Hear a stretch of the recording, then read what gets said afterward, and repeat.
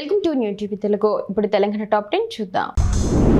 Mahabub Nagar stadium నుంచి తెలంగాణ చౌరస్తా వరకు ఎంపీడీకే అరుణ మహిళలతో కలిసి నారశక్తి వందన్ అధినియం బిల్లుకు మద్దతుగా భారీ పాదయాత్ర నిర్వహించారు.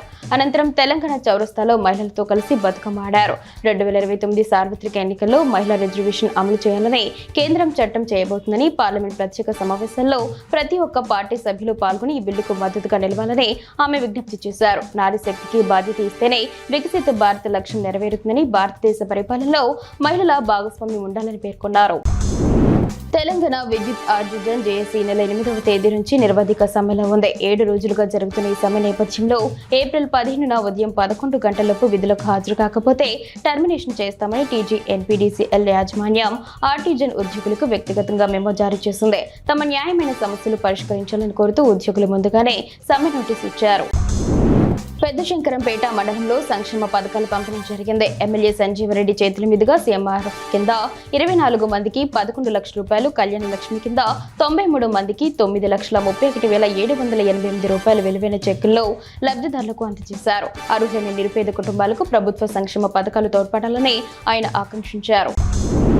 మెదక్ జిల్లా పాపన్నపేట మండలంలోని నాగసానిపల్లి గ్రామంలోని శ్రీ ఏడుపాయల వనదుర్గ భవాని అమ్మవారి ఆలయంలో అమ్మవారికి ప్రత్యేక అలంకరణ చేశారు. ఈ సందర్భంగా ప్రత్యేక పూజలు, అభిషేకాలు, హారతులు నిర్వహించారు. ఈ పుణ్యక్షేత్రంలో జరిగిన ఈ ఆధ్యాత్మిక కార్యక్రమానికి భక్తులు పెద్ద సంఖ్యలో తరలివచ్చారు.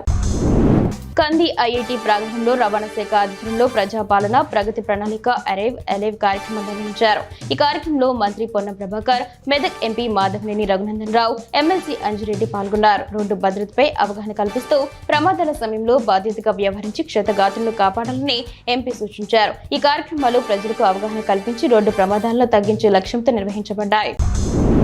నిజామాబాద్ జిల్లా బోధన్ టౌన్ పోలీస్ పరిధిలోని ఆనిసా నగర్ కాలనీలో ఆన్లైన్ క్రికెట్ బెట్టింగ్ రాకెట్ ను సిసిఎస్ మరియు బోధన్ పోలీసులు పట్టుకున్నారు. ఐపీఎల్ మ్యాచ్లపై బెట్టింగ్ నిర్వహిస్తున్న షేక్ ఇలియాస్ ను అదుపులోకి తీసుకుని 45.55 లక్షల రూపాయల లావాదేవీలను గుర్తించారు.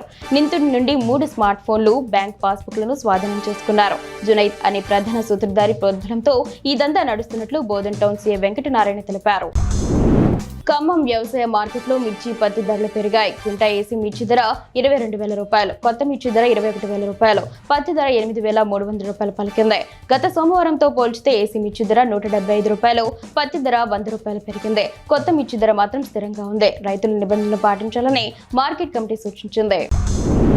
ఇల్లందు అగ్నిమాపక అధికారి నవీన్ ప్రజలు అగ్ని ప్రమాదాల పట్ల నిరంతరం అప్రమత్తంగా ఉండాలని సూచించారు.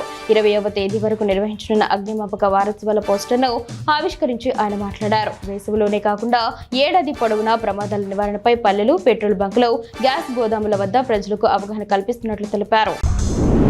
ఎల్లారెడ్డి సెగ్మెంట్ నాగిరెడ్డిపేట మండల కేంద్రంలో గత ప్రభుత్వాల హయాంలో నిర్మించిన పాత బస్టాండ్ కూలిపోయే స్థితికి చేరుకోవడంతో దానిని కూల్చివేసి 40 లక్షల రూపాయల వ్యయంతో నూతన బస్టాండ్ నిర్మించనున్నట్లు ఎమ్మెల్యే మదన్ మోహన్ రావు తెలిపారు. ఆయన నూతన బస్టాండ్ ప్రారంభించారు. కాంగ్రెస్ అధికారంలోకి రాగానే ఎల్లారెడ్డి, లింగంపేట్, నాగిరెడ్డిపేటలకు కొత్త బస్టాండ్ల నిర్మాణం జరిగిందని, కాంగ్రెస్ పాలనలో సెగ్మెంట్లో ఎన్నడూ జరగని అభివృద్ధి జరుగుతుందని ఎమ్మెల్యే అన్నారు.